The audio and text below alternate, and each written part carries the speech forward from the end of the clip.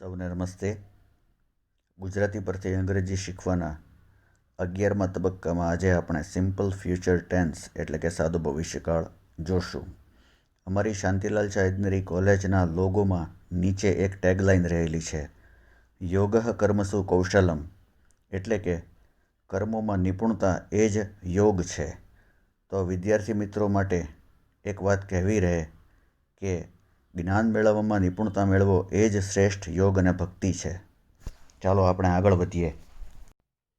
સમગ્ર પ્રેઝન્ટેશનમાં આપણે સૌપ્રથમ સાદા ભવિષ્યકાળની ફરીવાર ઓળખ શીખશું. ત્યારબાદ સાદા ભવિષ્યકાળની વિવિધ વાક્યરચનાઓ જેવી કે હકાર તેમજ નકાર વિધાન વાક્યરચના, પ્રશ્નાર્થ હકાર અને નકાર વાક્યરચના તેમજ WH અને હાવવાળી પ્રશ્નાર્થ વાક્યરચનાઓ ઉદાહરણ સાથે જોશું.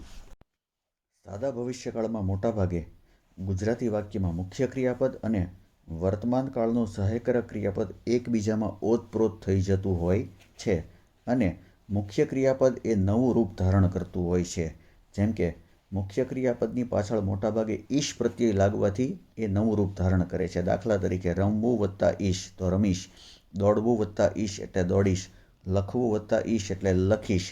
આ પ્રકારના મુખ્ય ક્રિયાપદના સ્વરૂપો આપણે જોવા મળતા હોય છે.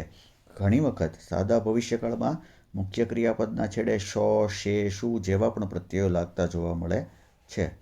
તો ચાલો હવે આપણે સાદા ભવિષ્યકાળની હકાર તેમજ નકાર વિધાન વાક્યરચનાઓ જોઈએ. સૌપ્રથમ જોઈએ તો જ્યારે મુખ્ય ક્રિયાપદ હાજર જ ન હોય ત્યારે સાદા ભવિષ્યકાળની અંગ્રેજી વાક્યરચના આ પ્રમાણે બનશે. કર્તા વત્તા શેલ અથવા વિલમાંથી જે લાગુ પડે તે વત્તા બી મૂકી દેવાનું વત્તા કર્મ કે અન્ય શબ્દ એટલે કે ઓબ્જેક્ટ અથવા અધર વર્ડ્સ. અને જો નકાર હોય તો સબ્જેક્ટ વત્તા શેલ અથવા વિલ વત્તા નોટ અને પછી બી અને વત્તા કર્મ કે અન્ય શબ્દ આવે. હવે જ્યારે મુખ્ય ક્રિયાપદ હાજર હોય ત્યારે વાક્યરચના આ પ્રમાણે બનશે. કર્તા એટલે કે સબ્જેક્ટ વત્તા શેલ ઓર વિલ વત્તા મેઇન વર્બ એટલે કે મુખ્ય ક્રિયાપદનું મૂળ સ્વરૂપ વત્તા કર્મ કે અન્ય શબ્દ એટલે કે ઓબ્જેક્ટ અથવા તો અધર વર્ડ્સ. અને નકાર હોય તો કર્તા એટલે સબ્જેક્ટ વત્તા શેલ ઓર વિલ વત્તા નોટ મૂકી દેવાનું અને પછી મુખ્ય ક્રિયાપદનું મૂળ સ્વરૂપ અને વત્તા ઓબ્જેક્ટ કે અધર વર્ડ્સ. હવે ઉદાહરણો જોઈએ. સૌપ્રથમ જમવાનું સ્વાદિષ્ટ હશે. અહીં કોઈ પણ પ્રકારની ક્રિયા થતી નથી, માત્ર જમવાનું સ્વાદિષ્ટ હશે આનો ઉલ્લેખ કરવામાં આવે છે. તો આનું અંગ્રેજી આમ કરી શકાય, ધ ફૂડ અથવા તો the meal will be delicious. બીજું વાક્ય જુઓ, આવતીકાલે આ કૂવો ખાલી હશે. Tomorrow this well will be empty. અહીં પણ કોઈ ક્રિયા થતી નથી અને બંને હકાર વાક્ય જોયા. ત્રીજું વાક્ય જોઈએ, હું આજે રાત્રે 9 વાગે કેરમ રમીશ. તો અહીં રમવું મુખ્ય ક્રિયાપદ છે, એના પાછળ ઈશ પ્રત્યય લાગ્યો છે એટલે આ સાદા ભવિષ્યકાળનું વાક્ય બનશે.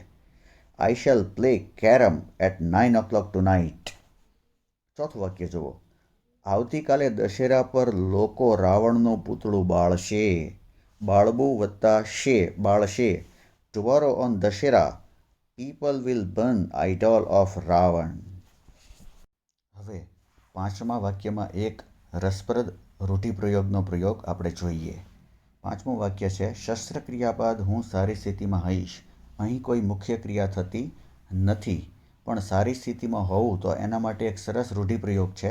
તો આ વાક્યનું અંગ્રેજી આમ થશે, after surgery I shall be in fine fatal.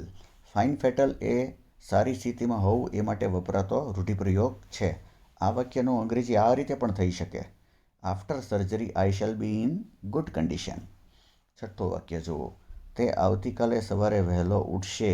મુખ્ય ક્રિયા બાદ ઉઠવું, ઉઠશે. Tomorrow he will get up early in the morning. સાતમું વાક્ય જુઓ, તેઓ ચોક્કસ તમારા કામમાં માથું મારશે. માથું મારવું માટે અંગ્રેજી ક્રિયાપદ વાપરી શકાય મેડલ ઇન અથવા તો મેડલ વિથ. આનું અંગ્રેજી થશે, they will meddle in your work surely. અથવા તો ઇનની બદલે વિથ પણ પ્રેપોઝિશન વપરાતું હોય છે ઘણીવાર મેડલ સાથે. તો એ વાક્ય આમ બનશે, they will meddle with your work surely. હવે અમુક નકાર વાક્યનો અભ્યાસ કરી લઈએ.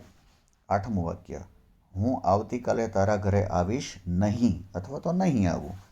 Tomorrow I shall not come to your home. નવમું વાક્ય, તેણી આપ સાથે ચા લેશે નહીં અથવા તો નહીં લે. શી વિલ નોટ અથવા તો she won't take tea with you. 10મું વાક્ય જુઓ. આ રજવાડી વહીવટી તંત્ર લોકો માટે સારું કામ કરશે નહીં.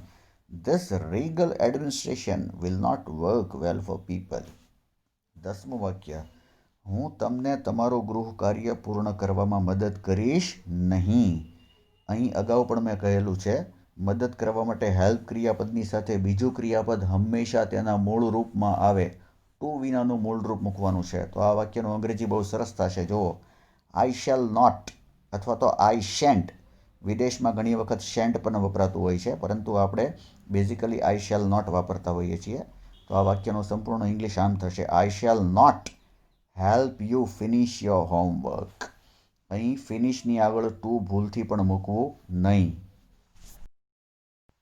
ચાલો હવે પ્રશ્નાર્થ હકાર તેમજ નકાર વાક્ય રચનાઓ મુખ્ય ક્રિયાપદની હાજરી અને ગેરહાજરી બંને કેસમાં જોઈએ. સૌપ્રથમ પ્રશ્નાર્થ હકાર, કે જ્યારે મુખ્ય ક્રિયાપદ હાજર ન હોય તો એ વાક્ય રચના આ બનશે: શેલ અથવા વિલ મૂકી દેવાનું, વત્તા કર્તા એટલે સબ્જેક્ટ, વત્તા બી મૂકી દેવાનું, પછી ઓબ્જેક્ટ ઓર અધર વર્ડ્સ એટલે કે કર્મ કે અન્ય શબ્દ, અને પ્રશ્નાર્થ ચિહ્ન.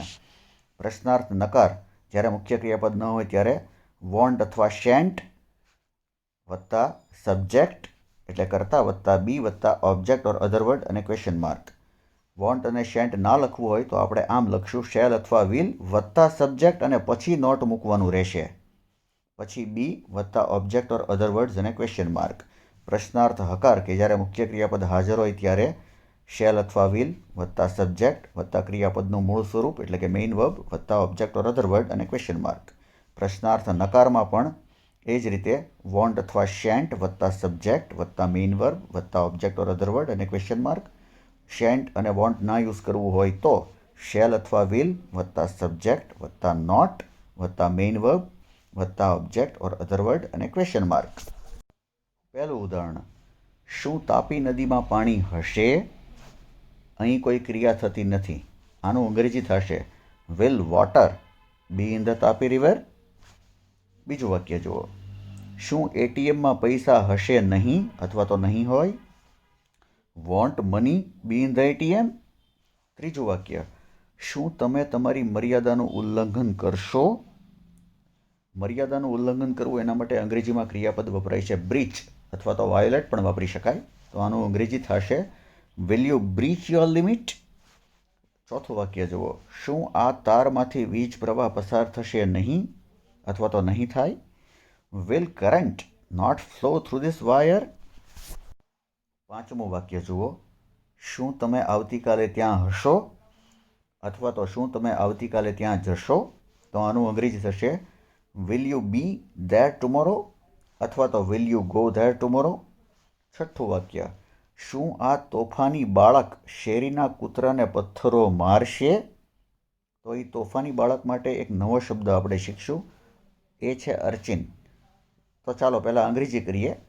તોફાની બાળક માટે પહેલાં આપણે વિશેષણ વાપરીશું મિસ્ચીવિયસ એટલે કે તોફાની, અને બાળક એટલે કે છોકરો ધારો કે. તો આનું અંગ્રેજી કરશું આપણે: will this mischievous boy throw the stones at the street dog? હવે શેરીમાં રખડતા અને તોફાન કરતા છોકરાઓ માટે અંગ્રેજીમાં એક શબ્દ વપરાય છે, એને કહેવાય છે અર્ચિન. તો અહીંયા એ પણ તમે વાપરી શકો અને વાક્ય આમ પણ બને: will this urchin throw the stones at the street dog? બરાબર. સાતમું વાક્ય: શું તમે મારી સાથે ચેસ રમશો નહીં અથવા તો નહીં રમો? Want you play chess with me? આઠમું વાક્ય: શું તમારા માતા પિતા તમને કદી માફ નહીં કરે અથવા તો કરશે નહીં? Want your parents ever forgive you?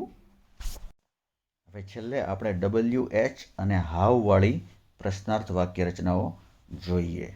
સૌપ્રથમ જ્યારે હુથી પ્રશ્ન પૂછવો હોય ત્યારે સાદા ભવિષ્યકાળની વાક્ય રચના આ પ્રમાણે બનશે: હું વત્તા વિલ મૂકવાનું, નકાર હોય તો નોટ સાથે આવશે, વત્તા મેઇન વર્બ એટલે મુખ્ય ક્રિયાપદનું મૂળ સ્વરૂપ વત્તા કર્મ કે અન્ય શબ્દ અને ક્વેશ્ચન માર્ક. જ્યારે હુમ, વાય, વોટ, વેર, વેન, હાવથી સવાલ પૂછવો હોય ત્યારે તેમાંનો કોઈ પણ એક પ્રશ્નવાચક શબ્દ મૂકી દેવાનો. ત્યારબાદ શેલ અથવા વિલ આવે, વત્તા કર્તા એટલે સબ્જેક્ટ આવે, નકાર હોય તો નોટ આવશે, વત્તા મેઇન વર્બ વત્તા ઓબ્જેક્ટ ઓર અધર વર્ડ્સ અને ક્વેશ્ચન માર્ક. જ્યારે whose, which, how many how મચથી સવાલ પૂછવો હોય ત્યારે તેમાંનો એક શબ્દ વત્તા નાઉન કે કર્મ પોતે જ આવી જાય, વત્તા વિલ, વત્તા સબ્જેક્ટ, અને નકાર હોય તો સબ્જેક્ટ પછી નોટ મૂકવું, પછી મુખ્ય ક્રિયાપદનું મૂળ સ્વરૂપ, વત્તા અહીંયા માત્ર અધર વર્ડ્સ આવશે, કેમ કે ઘણી વખત જો ઓબ્જેક્ટ ઉપર હોય, કર્મ ઉપર હોય તો આગળ આવી જશે, અને ક્વેશ્ચન માર્ક. ચાલો હવે વિવિધ ઉદાહરણો જોઈએ. સૌપ્રથમ, મારી સાથે કોણ સાપેક્ષવાદની ચર્ચા કરશે? કોણ એટલે પ્રશ્ન પૂછવો પડશે હુથી. Who will discuss relativity with me? બીજું વાક્ય, તમે નવરાશના સમયમાં આવતીકાલે કયું પુસ્તક વાંચશો? Which book will you read for leisure tomorrow? નવરાશનો સમય એટલે કે ફોર લેઝર. ત્રીજું વાક્ય, તેણી શા માટે મને ઘર બનાવવામાં મદદ કરશે? અને નકાર હોય તો મદદ કરશે નહીં. અહીં પણ હેલ્પનો ઉપયોગ છે. હેલ્પ પછી બીજું ક્રિયાપદ છે બિલ્ડ, એ મૂળ સ્વરૂપે આવશે ટુ વિનાનું. તો ચાલો આ વાક્યનું અંગ્રેજી બનાવીએ. વાય વોન્ટ અથવા તો વાય વિલ શી નોટ? અહીં આપણે વાય વોન્ટ વાપરશું. વાય વોન્ટ શી હેલ્પ મી બિલ્ડ હાઉસ? નકાર હોય તો, અને નકાર ન હોય તો સીધું જ તે why will she help me build house? ચોથું વાક્ય, તમે શું લેશો, ચા કે coffee? What will you take, tea or coffee? આગળ વધીએ. પાંચમું વાક્ય જુઓ. આ પુસ્તકની લેખિકા આવતીકાલે ક્યાં જશે? નકાર હોય તો ક્યાં જશે નહીં, ક્યાં નહીં જાય. આનું અંગ્રેજી, where will the authoress of this book go tomorrow? અને નકાર હોય તો where will the authoress of this book not go tomorrow? છઠ્ઠું વાક્ય, રમેશ આવતીકાલે ક્યારે આવશે? નકારમાં રમેશ આવતીકાલે ક્યારે આવશે નહીં? તો હકારનું અંગ્રેજી, when will Ramesh come or arrive tomorrow? નકારમાં when will Ramesh not come or arrive tomorrow? સાતમું વાક્ય, તું કેવી રીતે આવતીકાલે જમવાની વ્યવસ્થા કરીશ? હાઉ વિલ યુ મેનેજ અથવા તો how will you arrange the meal tomorrow? આઠમું વાક્ય, તમે આવતીકાલે કેટલા સફરજન ખાશો? નકાર હોય તો ખાશો નહીં. સૌપ્રથમ હકારનું અંગ્રેજી, how many apples will you eat tomorrow? નકારમાં how many apples will you not eat tomorrow? હવે આગળ જોઈએ. નવમું વાક્ય, આ લપોડ શંખ કોને હેરાન કરશે? હકાર, આ લપોડ શંખ કોને હેરાન કરશે નહીં? તો એ નકાર. લપોડ શંખ એટલે કે ઇડિયટ. આનું અંગ્રેજી થશે હકારમાં, whom will this idiot harass? નકારમાં whom will this idiot not harass? 10મું વાક્ય, રમેશ આવતીકાલે કોની પેન વાપરશે? હકાર, કોની પેન વાપરશે નહીં? તો નકાર. હકારનું અંગ્રેજી, whose pen will Ramesh use tomorrow? નકારનું અંગ્રેજી, whose pen will Ramesh not use tomorrow? તો આ સાથે આપણે સાદા ભવિષ્યકાળની યાત્રા પૂરી કરીએ છીએ અને નવે નવ કાળની યાત્રા અહીં પૂરી થાય છે. શુભેચ્છાઓ સહ. આભાર.